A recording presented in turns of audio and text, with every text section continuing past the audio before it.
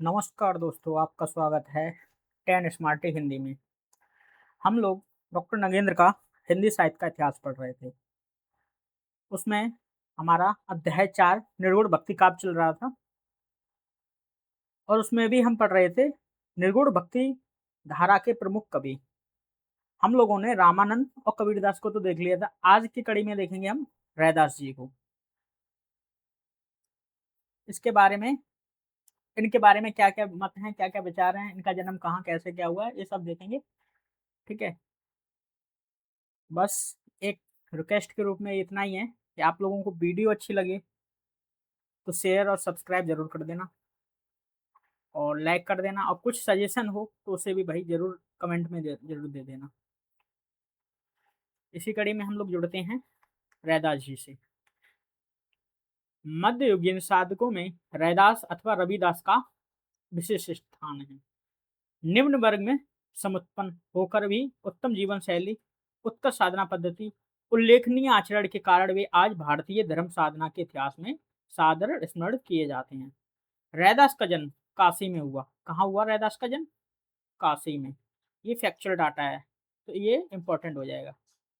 Important तथा काशी के हो को ही उनका निवास स्थान माना गया है। कबीर की भांति उनके जीवन काल के विषय में बड़ा मतभेद है, यानी इनका भी जीवन में मतभेद है कि कैसे, कहाँ जन्म हुआ, कैसे क्या हुआ, उनके बारे में देखते हैं हम लोग। रैदास की परिचय में जन्म काल का उल्लेख नहीं है। ये रैदास की परिचय है, उनमें जन्म काल का उल्लेख नहीं है उसमें। भक्तमाल और डॉक्टर भंडारकर के अनुसार जन्म 1299 में हुआ। ये इंपॉर्टेंट हो जाएगा। किस किस के अनुसार इनका जन्म 1299 में माना है ईस्वी में? भक्तमाल और डॉक्टर भंडारकर के अनुसार। ये इंपॉर्टेंट है। डॉक्टर भगवत व्रत मिश्र के ने यह निष्कर्ष प्रस्तुत किया कि कवि का जन्म काल 1398 है, मृत्यु काल 1448 ईस्वी है। अब सीधे सीधे पूछ सकता है ये 1398 जन्म काल और मृत्यु काल रविदास का किसने माना? तो डॉक्टर भगवत व्रत मिश्र ने। ठीक है, होना चाहिए। वह भी प्रसिद्ध है कि वे मीराबाई 1498-1546 के गुरु थे। इस स्थिति में 1530 के ईस्वी के पूर्व उनका देहावसान नहीं माना जा सकता। अस्तु इस संबंध में निश्चय पूर्वक कुछ नहीं कहा जा सकता। रैदास चमार दंपत्ति से उत्पन्न हुए थे। इस विषय में अनेक अंतसाक्ष्य उपलब्ध हैं।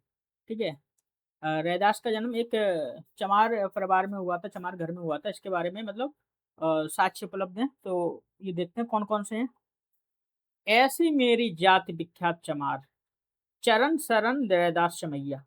ठीक है, ये लाइन भी इंपॉर्टेंट है और वो भी है कि इन्होंने बताया भी है इनका कहाँ पर कैसे क्या जन्म हुआ।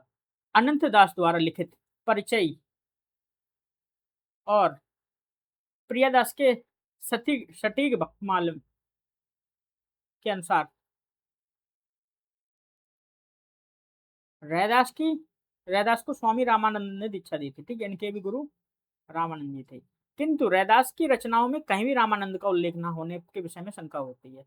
ठीक है, इनके अनुसार तो रैदास के गुरु कौन थे? रामानंद। पर उनका कहीं भी उल्लेख नहीं है, इसलिए रामानंद के विषय में भी शंका होती है कि इनके गुरु थे या नहीं थे। रैदास विवाहित थे।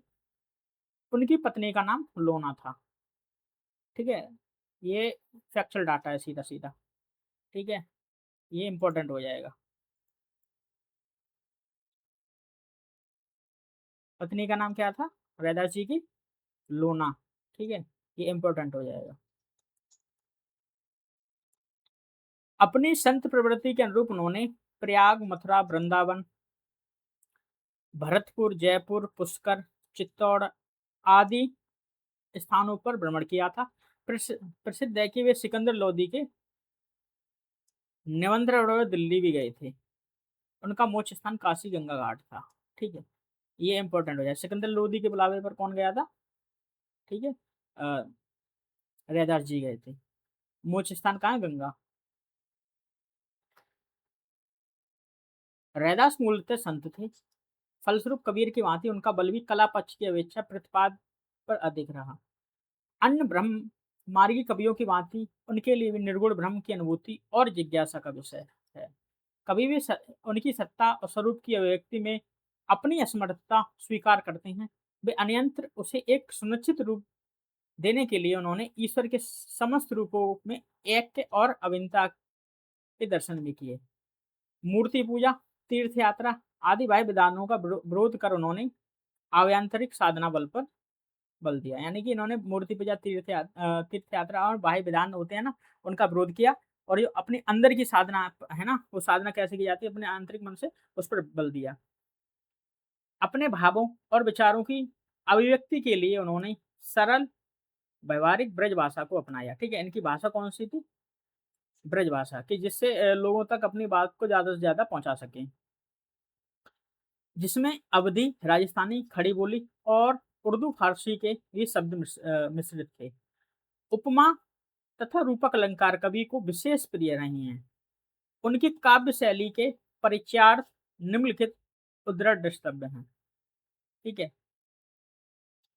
अब कैसे छूटे राम, नाम रट लागी, प्रभु जी तुम चंदन हम पानी, जाकी अंग अंग बस समानी। प्रभु जी तुम घन बन हम मोरा, चित जैसे चितवत चंद चकोरा। प्रभु जी तुम दीपक हम बाती, जाकी ज्योति बरे न दिन राती। प्रभु जी तुम मोती हम धागा, जैसे सोने मिलत सुहागा। प्रभु जी तुम स्वामी हम दासा, ऐसी भक्ति करे रैदासा। ठीक है, ये रैदास जी की पंक्तियां हैं, तो ये इंपॉर्टेंट है। आप एक दो बार देखोगे तो आपको समझ में आ जाएगा कि ये इसमें से आप अपने कीवर्ड बना लेना और आप, ठीक है, पेपर में तो अच्छा कर ही दोगे। अब इसी कड़ी में पढ़ेंगे नानक देव जी को। ठीक है, नानक देव, ये नानक देव नानक पंथ के प्रवर्तक गुरु नानक देव, इनका जन्म हुआ 1469 और 1538 इनका जन्मकाल और मृत्युकाल के दिया हुआ है। इतिहास प्रसिद्ध व्यक्ति हैं। उनके द्वारा संस्थापित संप्रदाय में उन्हीं के जीवन काल में एक व्यापक संगठन का रूप धारण कर लिया था। राजनीतिक परिस्थितियों के कारण उनका संप्रदाय भी व्यापक, सुदृढ़ और सुव्यवस्थित हो गया था, होता गया। नानक पंथ की स्थापना राजनीतिक परिस्थितियों के कारण हुई। आप सीधे सीधे पूछ सकते हैं किस पंथ की स्थापना राजनीतिक परिस्थितियों के कारण हुई थी, तो नानक पंथ की। किंतु उसका स्वरूप धार्मिक तत्वों के रंग से अनुरंजित है। ये वन लाइनर में पूछ सकता है। नानक देव समन्वयशील और उदार प्रवृत्ति के व्यक्ति थे। उनमें अद्भुत संगठन शक्ति, क्षमाशीलता, दूरदर्शिता विद्वान थी। उनका आविर्भाव लाहौर के निकट राय भाई की तलवंडी ग्राम में हुआ। इनका जन्म राय भाई के तलवंडी ग्राम में हुआ था, लाहौर में। ठीक है, ये इंपॉर्टेंट हो जाएगा। डायरेक्ट तथ्य। पिता का नाम कालूचंद, माता का नाम तृप्ता, ये भी इंपॉर्टेंट हो जाएंगे।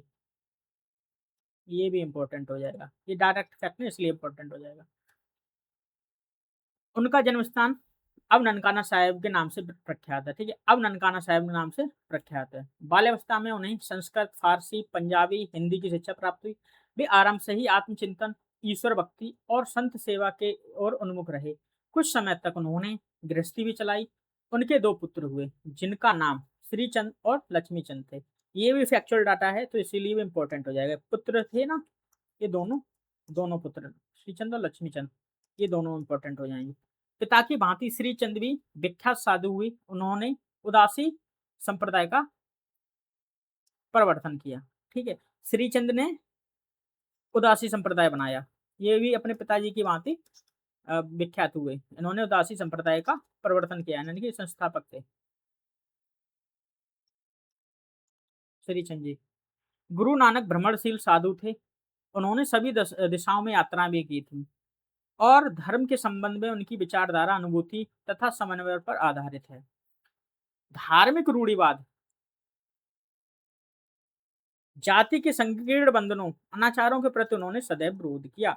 जो धार्मिक रूढ़िवाद थे और जाति के जो ऊंच नीच की भावनाएं थी, ठीक है, ऐसे अनाचार थे, उनका सदैव विरोध किया। उनके काव्य में निर्गुण ब्रह्म के प्रति उच्च कोटि की भक्ति भावना थी, यानी कि ये भी निर्गुण ब्रह्म को उच्च कोटि का मानते थे, उनकी पूजा अर्चना को मानते थे। ठीक है, किंतु इसके साथ ही वे अन्य धार्मिक विचारधाराओं के लिए मन में श्रद्धा भी थी। और ये ऐसा नहीं कि बिल्कुल नकार देते थे, लेकिन वो अन्य जो धार्मिक लोग थे ना, उनके प्रति भी एक सच्ची भावना और श्रद्धा रखते थे। सत्य के प्रति आस्था के फलस्वरूप उनकी वाणी में स्पष्टता और उद्बोधन की प्रखरता मिलती है।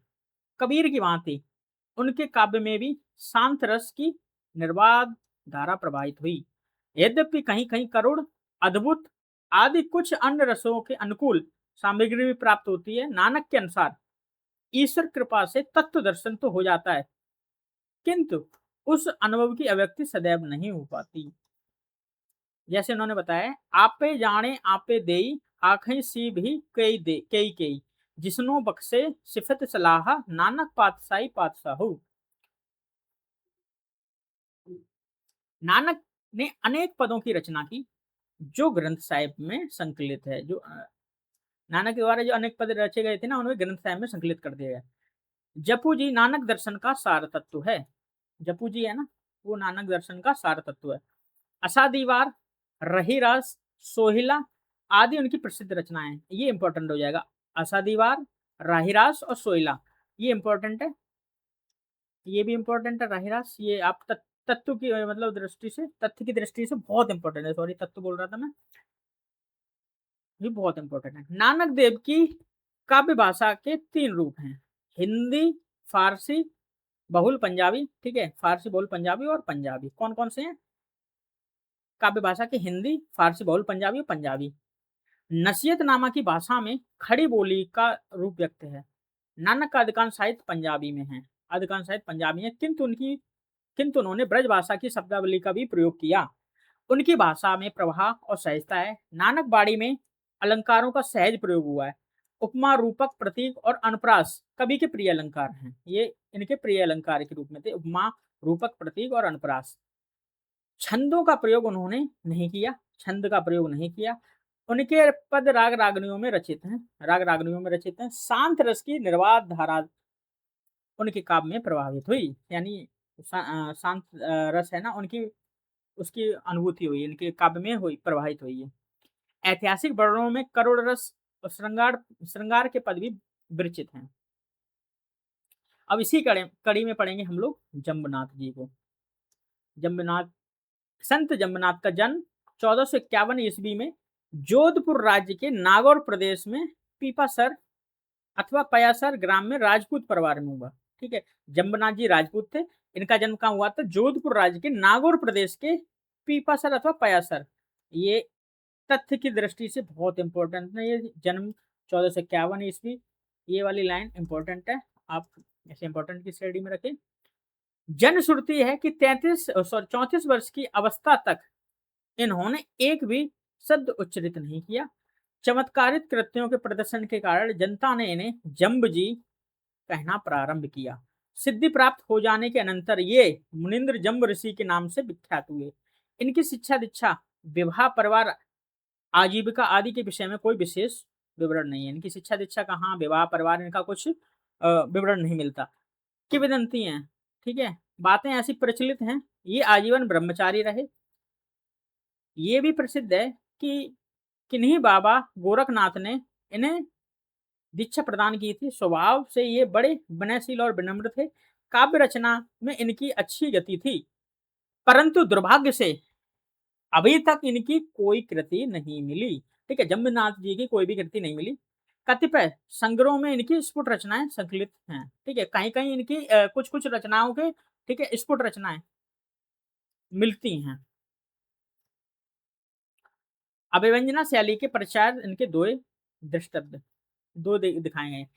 गगन हमारा बाजा बाजे, मतर फल हाथी, संशय का बल गुरुमुख तोड़ा, 5 पुरुष मुख मेरे साथी, जुगत हमारी छत्र सिंहासन, महाशक्ति में बांसे, जम्बनाथ वह पुरुष विलक्षण, जिन मंदिर रचा आकाशे।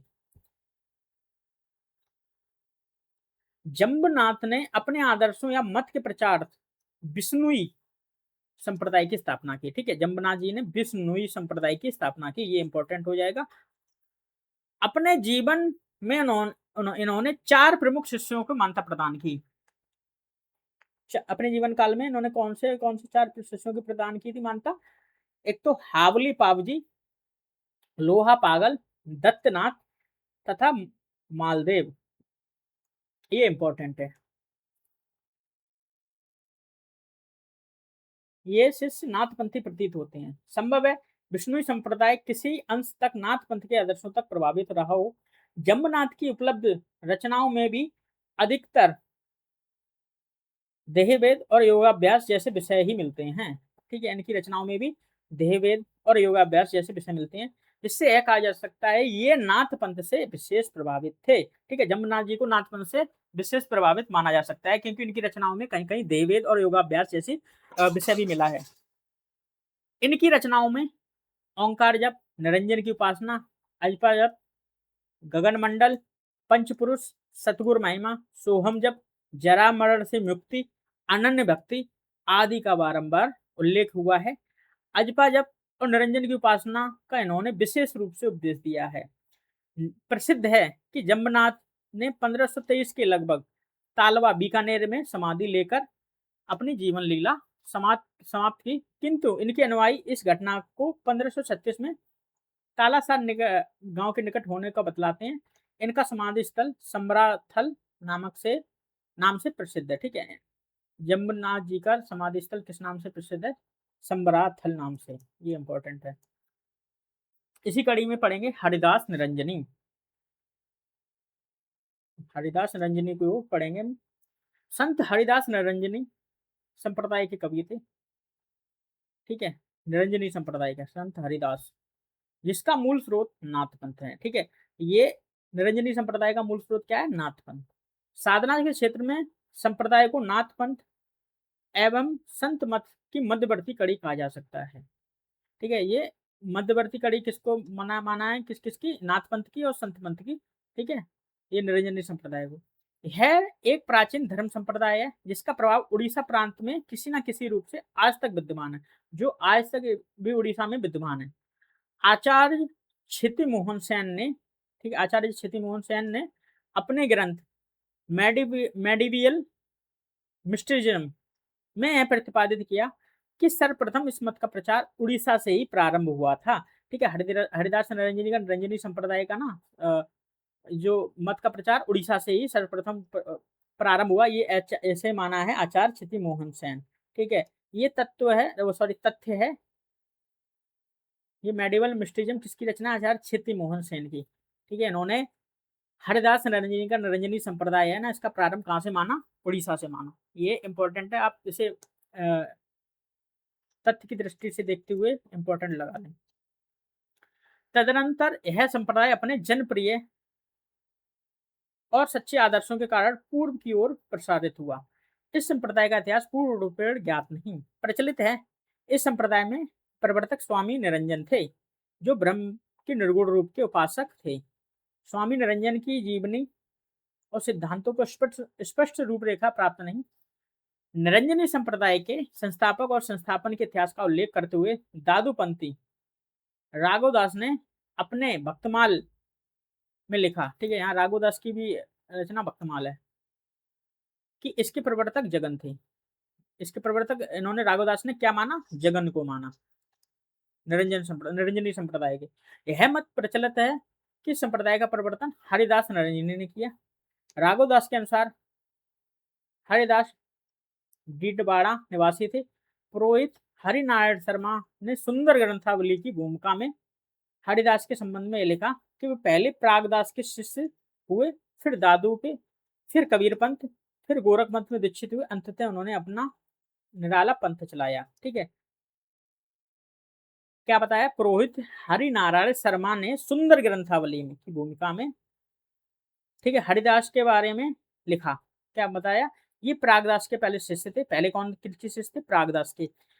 फिर ये दादू के हुए, फिर ये कबीर पंथ में चले गए, फिर ये गोरख पंथ में दीक्षित हुए, फिर उन्होंने अपना निराला पंथ चलाया, निराला अलग पंथ चलाया। परशुराम चतुर्वेदी का भी अनुमान है कि हरिदास जी 1599 ईस्वी में दादू पंथी प्रागदास से दीक्षा ली थी, परंतु इधर कुछ नवीन सामग्रियों के क्रम से प्रकाश में आते जाने के कारण संत हरिदास के अवयव काल की कुछ पहले निश्चित होना ही अनुमानित है।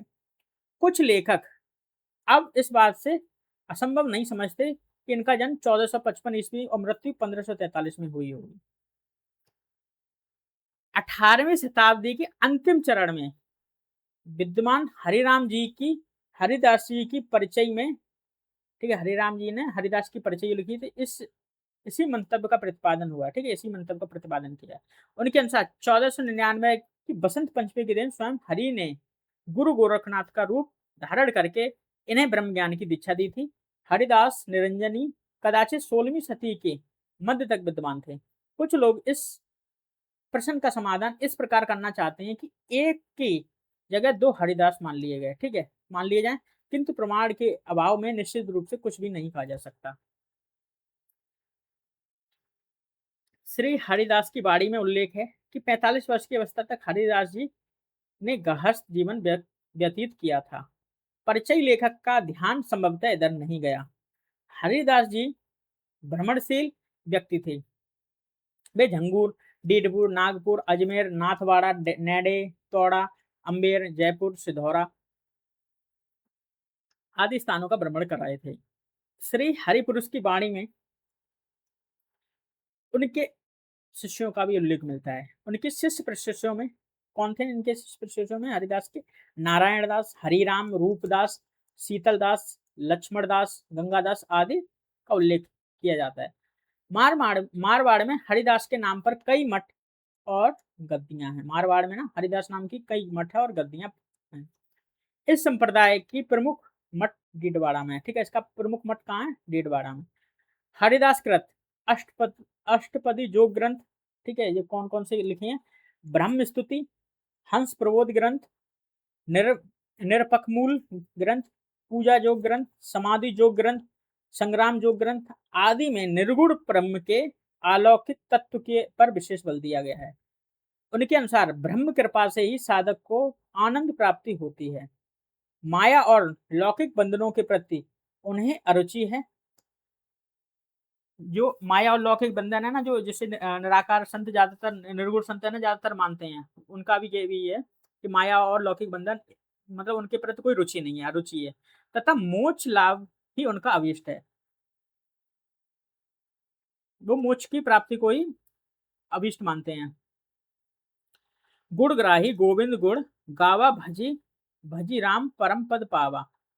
ब्रह्म विषयक अतीन्द्रिय अनुभूति में रसमग्न होकर उन्हें अन्य विषय निस्सार प्रतीत होते हैं। संतों को वे ईश्वर के समान पूज्य मानते हैं। इस हरिदास की भाषा सरल ब्रज भाषा है, ठीक है, इनकी भाषा कौन सी है? सरल ब्रज भाषा है। अन्य संतों की भांति कला पक्ष के अलंकरण का आग्रह उनमें भी नहीं मिलता, ठीक है। इसी कड़ी में हम देखेंगे सिंगा को।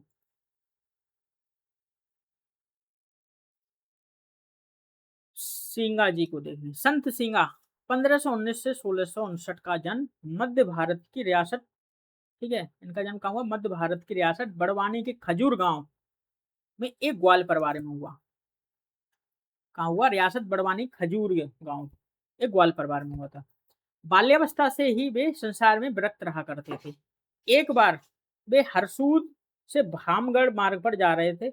मार्ग में महाराज ब्रह्मगिर के शिष्य मनरंगीर यह भजन गा रहे थे। समुझू लय और मना भाई, अंत ना होए कोई अपना, यही माया के फंदे में तर आन बुलाना। इन पंक्तियों से निस्सारता को उनके हृदय में प्रत्यक्ष रूप से अंकित कर लिया, ठीक है, ये उनके हृदय में ये पंक्तियां बैठ गई और उन्होंने मनंग रंगीर को अपना आध्यात्मिक पथ प्रदर्शक स्वीकार कर लिया, ठीक है, मनरंगीर को अपना आध्यात्मिक पथ प्रदर्शक रूप में स्वीकार कर लिया। किसको? सिंगा जी को। पिपल्या के जंगलों में उन्होंने निर्गुण ब्रह्म की साधना और अनहद नाद संबंधी भजन लिखे, ठीक है, पिपल्या के जो जंगल थे, उन्होंने निर्गुण ब्रह्म की साधना और अनहद नाद रूपी भजन नाद संबंधी भजन लिखे। वे उच्च कोटि के विचारक थे। उनके अनुसार परम तत्व की खोज में मंदिर, मस्जिद और तीर्थों में जाने की आवश्यकता नहीं। जो मतलब जो परम तत्व की खोज के लिए ना, ना तो मंदिर में जाओ, ना मस्जिद में जाओ, ना तीर्थों में, ऐसी कोई जगह जाने की कोई आवश्यकता नहीं। उसके दर्शन गंगा, यमुना स्नान करने से भी नहीं होते। जो परम तत्व के दर्शन है ना, ना तो उनको गंगा में स्नान करने से मिलेंगे, ना यमुना में स्नान करने से मिलेंगे, ठीक है, यानी किसी भी ऐसी पवित्र नदी में स्नान करने से उनके परम तत्व के दर्शन नहीं होंगे। वर्ण वैभव तो हृदय में ही विद्वान है। वो अपने शरीर के अंदर हृदय में विद्वान ही बताते हैं। जैसे जल बिच कमल, कमल बिच कलियाँ, जाहें वासुदेव अविनाशी। घर में गंगा, घर में जमुना, नाही द्वारिका काशी। घर वस्तु बाहर क्यों ढूँढे, बन बन फिरा उदासी। कहें जन सींगा सुनो भाई साधो, अमरपुर के बासी। ठीक है, एक तो ये इम्पोर्टेंट पंक्तियाँ हैं, निर्गुण पंथ की हैं, ठीक है? किसने लिखी हैं? सिंगा जी की हैं। इसी कड़ी में ये ऊपर की पंक्तियाँ प्रभावित की हैं, पर ये बोल कौन रहा था? मनरंगीर जी बोल रहे थे। किसके? ब्रह्मगिरि के शिष्य मनरंगीर, ये भजन गा रहे थे। मनरंगीर भजन गा रहे थे। ठीक है, इससे प्रभावित हो गए थे। आप क्वेश्चन भी बना सकते हैं भाई, ये लोग कुछ भी कर सकते हैं, कुछ भी, कि ये पंक्तियों से कौन प्रभावित हुआ था, ठीक है? ये पंक्तियाँ कौन गा रहा था भजन के रूप में?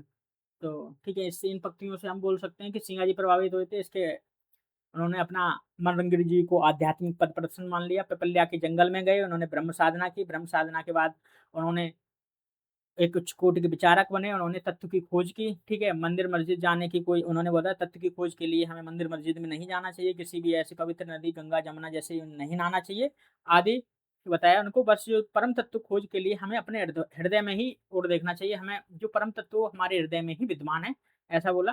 फिर ठीक है, फिर उसी तरह से उन्होंने एक उदाहरण दिया, जल बिच व कमल वाला। तो ये सिंगा जी का उदाहरण है, ये इम्पोर्टेंट है। आप लोग याद करना चाहो याद कर लो, मैं तो ये सीधा बोलूँगा याद मत करो, आप 2-3 बार ऐसी किताब खोलोगे, इम्पोर्टेंट लगा होगा, निगाह जाएगी आपको बहुत, ठीक है? तो आप एक बार पढ़ लेना, जैसे इम्पोर्टेंट पे निगाह गई, तो पढ़ लेना, तो आपको याद हो जाएगा। पर आप लोगों से आप बीच में इतना ही है कि आप लोग किताब लेके बैठो। किताब से क्या फ़ायदा होगा? किताब और पेंसिल, आप इम्पोर्टेंट लगा मैं जो इम्पोर्टेंट लगा रहा हूँ, आप भी लगा लो, ठीक है? जब दोबारा पढ़ोगे, फिर आपको लगेगा हाँ, यह इम्पोर्टेंट है, फिर आप दूसरे पेन से या किसी कलर के मतलब हाइलाइटर वगैरह उससे हाइलाइट कर लो। तो आप 1-2 बार ऐसा करोगे तो आपको कॉन्फिडेंस आएगा कि हाँ, आपको ये लगेगा मैंने किताब खत्म कर ली है, और एक बार वीडियो देखते हुए, ठीक है? इम्पोर्टेंट लगाते जाओ।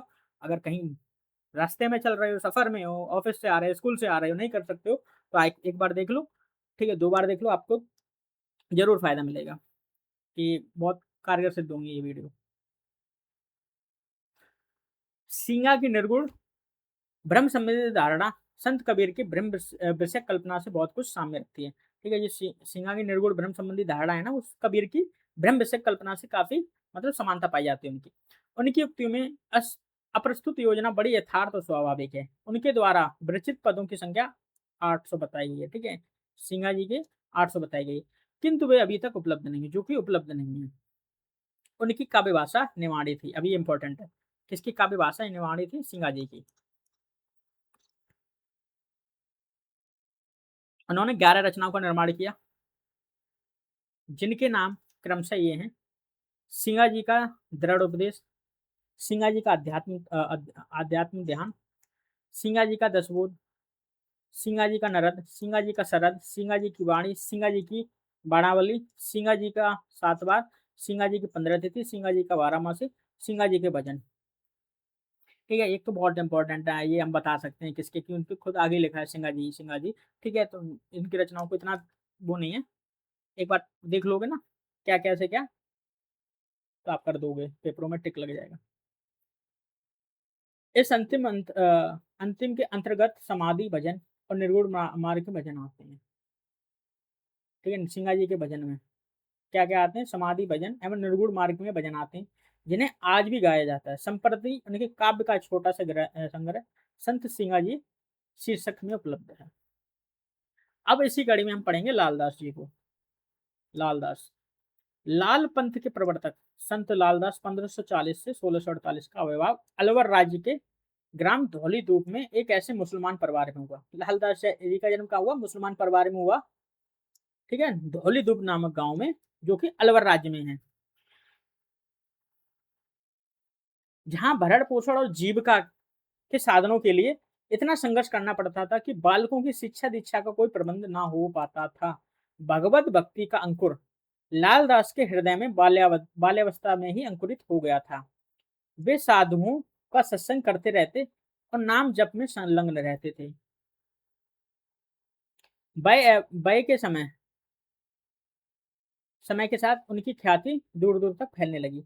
कुछ समय बाद वे अपने स्थान को त्याग कर रामगढ़ परगने में स्थित बदौनी में निवास करने लगे।